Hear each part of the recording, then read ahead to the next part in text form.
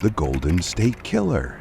In the quiet suburbs of California, a dark chapter in American criminal history unfolded over 12 years, a case that would take 4 decades to solve, demonstrating that time and technology could finally bring justice to light. Before we begin, this video contains discussions of serious crimes and sensitive content. While presented respectfully, viewer discretion is advised. The story begins in the mid-1970s. California was experiencing unprecedented growth.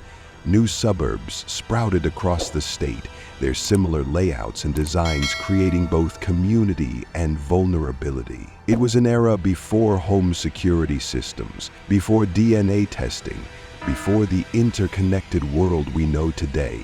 At first, the crimes seemed disconnected. In Visalia, a series of break-ins disturbed the peace of this agricultural community. The perpetrators showed unusual patterns, studying homes meticulously, moving through them with inexplicable familiarity, and taking items of personal rather than monetary value.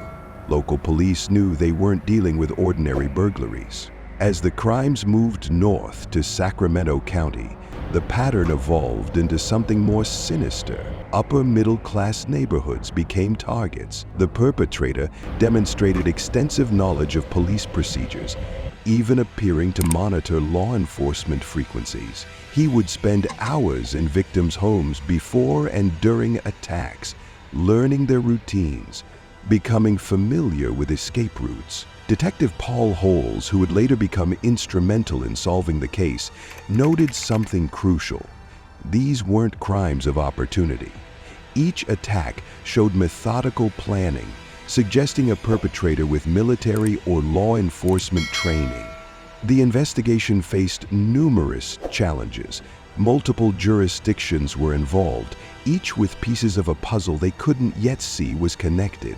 Different names emerged for what they later learned was the same perpetrator: the East Area Rapist, the original Night Stalker, the Visalia Ransacker.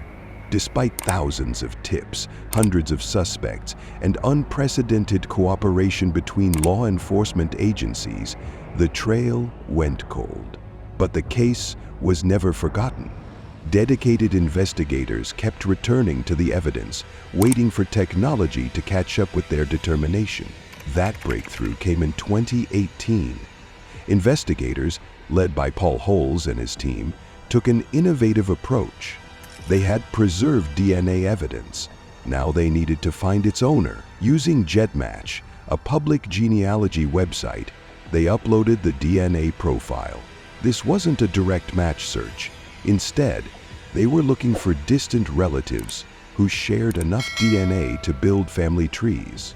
The search led them through countless branches of family histories, narrowing down possibilities until one name emerged: Joseph James D'Angelo, a former police officer who had worked in areas connected to the crimes. On April 24, 2018, after careful surveillance and DNA confirmation from discarded items, law enforcement moved in. D'Angelo was arrested without incident. The man who had terrorized California communities for years was finally in custody. In 2020, in a makeshift courtroom necessitated by the COVID-19 pandemic, D'Angelo pleaded guilty to 13 counts of murder, 13 counts of kidnapping, and multiple other crimes. He received multiple life sentences without the possibility of parole. The significance of this case extends far beyond its resolution. It validated genetic genealogy as a powerful investigative tool, now used to solve other cold cases. It demonstrated the crucial importance of preserving evidence, even when technology hasn't caught up to its potential.